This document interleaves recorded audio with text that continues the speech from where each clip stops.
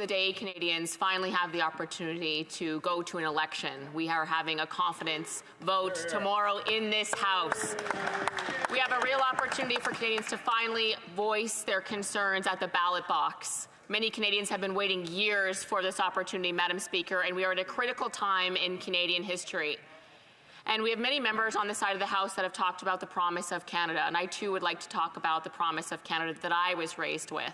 I was raised with stories about my ancestors, the prairie pioneers who came here well over 120 years ago with barely $5 in their pocket, worked extremely hard, and were able to buy a small plot of land, work their butts off.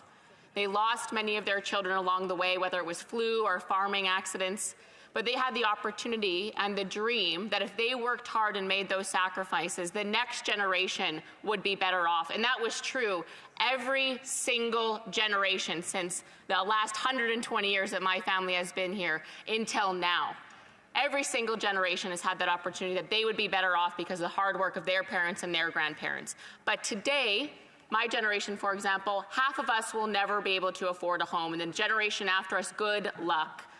We see over 2 million people going to food banks every month in this country. The literal breadlines have returned in Canada under 9 years of Liberal government. That's what we're facing in this country as a result of their punitive carbon tax, of their massive deficits that have driven up inflation. People can no longer afford to live. Do you know that food banks are seeing for the first time in Canadian history full-time working parents who can't afford to feed their families coming to food banks?